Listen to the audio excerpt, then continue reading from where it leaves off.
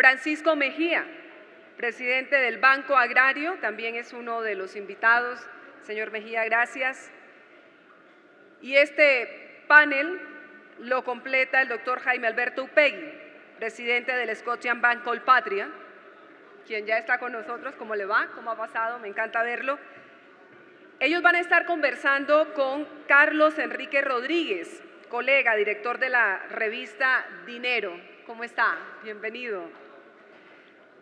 Y en este panel se van a dar muchas respuestas sobre inquietudes que ustedes mismos plantearon durante las últimas semanas a través de las redes sociales. Se abrió un hashtag numeral Revolución del Crédito Agro y en esas redes sociales de la SAC se recibieron muchas inquietudes, muchas preguntas en torno a este tema, el tema del crédito. Así que, Carlos Enrique y sus invitados, adelante.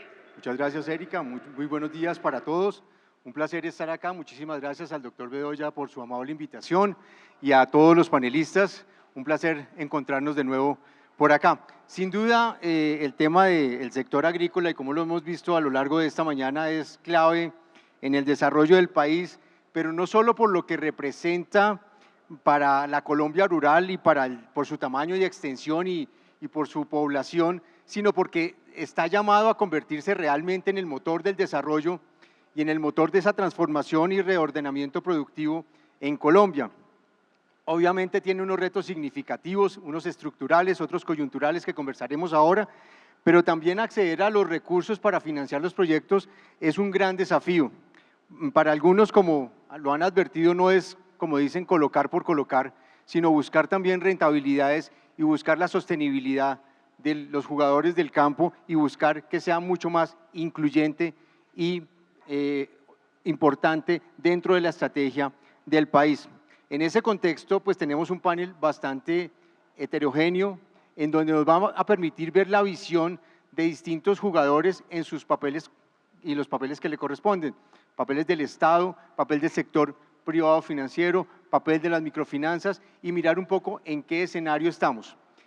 Para hacerlo, vamos a tener una parte inicial en nuestra conversación en donde cada uno de los panelistas va durante 4 minutos a contarnos un poco su visión desde el rol que desempeñan, la visión de la financiación, la visión del campo y un poco hacia dónde se está moviendo esto dentro de los retos y desafíos que tienen, pero también, como lo decía Erika, desde el futuro y la proyección que vamos a necesitar como país para poderlo consolidar como una gran fuente de desarrollo y una gran fuente de sostenibilidad. Desde el Banco Agrario, ¿cuál es la visión que tienen? Muy buenos días, Carlos. Muchas gracias al doctor Bedoya por la invitación. Pues mire, el Banco Agrario es sin duda el instrumento más poderoso de inclusión financiera y de acceso al crédito en el campo. Nosotros tenemos una cartera de créditos en pequeño productor de 6.3 billones de pesos y una cartera de microcrédito urbano de 700.000 millones de pesos y ya digamos mediano y gran productor y empresarial alrededor de unos 4 billones de pesos en el campo, en la ruralidad. El año pasado llegamos en agosto al Banco Agrario y desafortunadamente hay que decirlo, pues encontramos un banco con unas tendencias muy preocupantes y muy desfavorables. La cartera venía cayendo, en agosto caía al 3.6%, los gastos del banco iban disparados a más del 7% y esto por supuesto de continuar esta tendencia pues el banco se iba a deteriorar y obviamente podía ponerse en riesgo ese instrumento tan importante. Nos dimos a la tarea por instrucciones del presidente Duque de frenar esta tendencia y revertirla. ¿Cómo lo hicimos? Creando una cultura de desempeño y de resultados donde el cliente, el productor del campo estuviera en el centro de la organización y por supuesto alejando al banco de esos intereses que se lo habían tomado, intereses clientelistas, etcétera, que le impedían cumplir con su función. Gracias a eso logramos revertir esa tendencia y al cierre de septiembre podemos dar la buena noticia de que la cartera nuestra crece al 8.9% y los gastos caen un 3% versus el mismo periodo, lo corrido del año pasado. Eso es una buena noticia porque el Banco Agrario tiene que ser sostenible y tiene que ser rentable para poder seguir cumpliendo con su función social. Hemos hecho cambios en talento humano, en portafolio de productos, en procesos y en tecnología. Y quiero detenerme un poco en portafolio de productos porque yo creo que aquí está el gran reto de la financiación rural y es poder tener el producto adecuado para las necesidades de los productores. Nosotros hemos cambiado más de 50 líneas de crédito para que el flujo de caja de la deuda pues esté acorde con el flujo de caja de la actividad productiva que estamos financiando, porque el sector agropecuario es diferente a los negocios urbanos porque los flujos de caja, las inversiones tardan mucho tiempo en madurar, los plazos de maduración son muy altos, son muy extensos, los flujos de caja son muy volátiles y las rentabilidades muy bajas. Por eso es tan importante, como lo mencionaba el doctor Dairo, mantener ese sistema de tasas de fomento para que gracias a esos plazos y a esas tasas los productores puedan crecer, para que el acceso al crédito no sea solamente una estadística de mayor acceso al crédito, sino que eso se traduzca en verdadero crecimiento económico y social y de ingresos de esas familias. Y estamos llegando a una cosa, no solamente, obviamente, cambiar los plazos y las amortizaciones para llegar al flujo de caja de cultivo, sino que estamos estudiando una cosa que va a ser muy innovadora en el crédito en Colombia y es compaginar también el flujo de caja de la deuda con el precio de los commodities para remover este problema de la volatilidad de los flujos de caja. Entonces, aquí la idea es que cuando el commodity esté alto, llámese el aceite de palma, llámese la panela, es decir, la mayoría de los productos agropecuarios tienen unas fluctuaciones muy altas. Estamos diseñando una línea contracíclica que cuando el precio esté alto se puede acelerar el pago a capital para que cuando vengan los precios bajos eso se ralentice y tenga un beneficio el productor. Y la idea es poder llegar a casi que perfectamente a compaginar esos flujos de caja para que esto pueda funcionar para el productor también. Quiero tomar un ejercicio que hicieron desde la SAC, donde recolectaron unas preguntas, el doctor Dairo me chivió con alguna de ellas, pero siguiendo un poco el hilo de lo que venimos conversando para después avanzar en unos temas más coyunturales y estructurales, quiero retomar las dos primeras preguntas. Por favor, me ayudan con la primera. En el hashtag numeral Revolución del Crédito Agro, la pregunta que hacen es, ¿creen ustedes que medir el crédito en el sector agropecuario solo en dinero colocado o número de créditos otorgados es la forma correcta de hacerlo? ¿O debemos más bien evaluar el impacto en la rentabilidad, competitividad, una palabra muy de moda, y productividad del sector, cosa que no se hace? Doctor Mejía. Esa pregunta que usted está haciendo es una tendencia en el mundo académico después del 2016 que se publicaron unos estudios en MIT, se abandonó esa medida solamente del acceso al crédito. Antes se asumía que solo porque había más acceso al crédito, ya el crédito por sí solo tenía una cantidad de bondades y eso ya era el único indicador. Resulta que hay que mirar realmente si las personas que están accediendo al crédito están mejorando sus ingresos, están mejorando el nivel de escolaridad de sus niños, por ejemplo.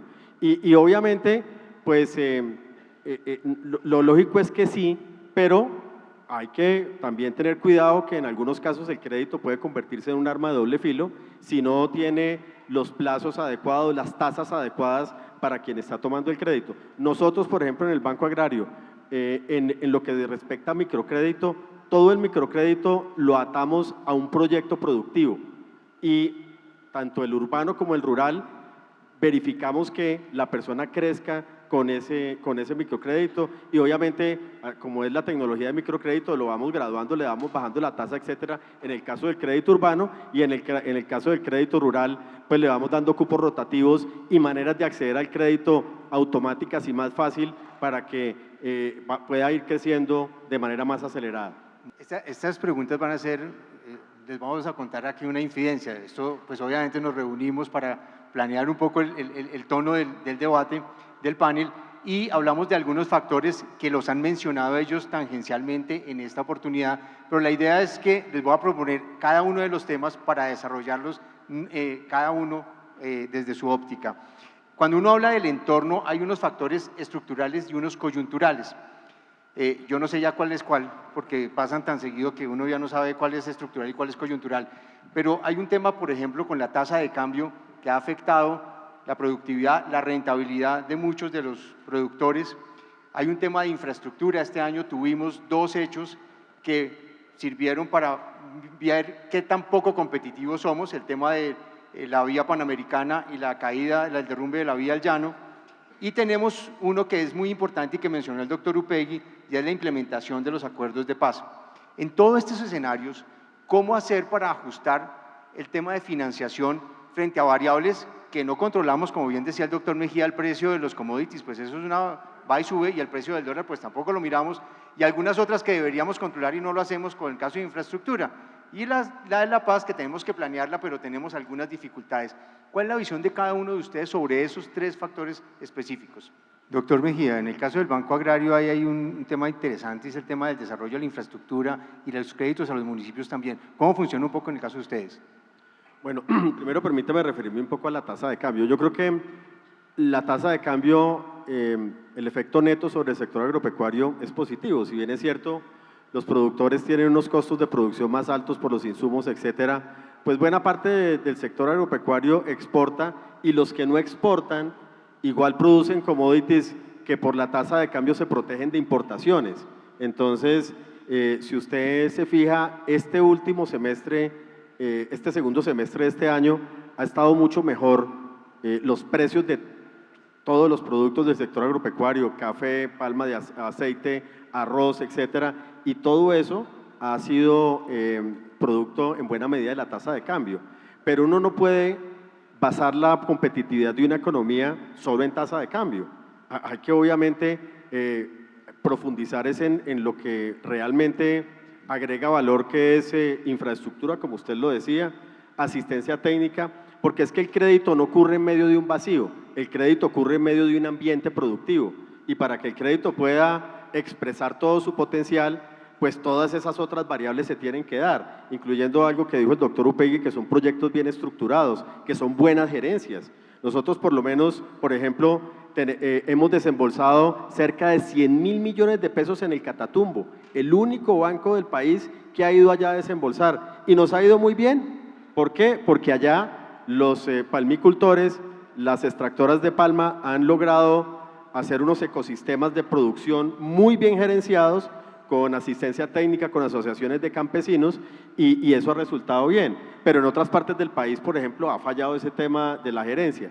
Y en cuanto a las obras de infraestructura, nuestra banca oficial, nosotros somos muy activos en banca oficial y financiamos pues los diferentes renglones del plan de desarrollo de los municipios, y hay uno que nos gusta financiar más que todos, que es precisamente de infraestructura, y tenemos unas tasas muy competitivas, de tal manera que pues en eso profundizaremos ahora con los nuevos alcaldes. Ok, y en el tema de paz, ¿cómo está viendo eso?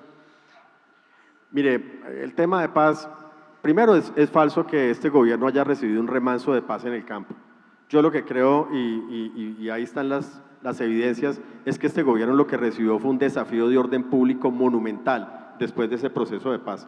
200.000 hectáreas de coca son el combustible de la violencia en muchas zonas del país que se puede expandir.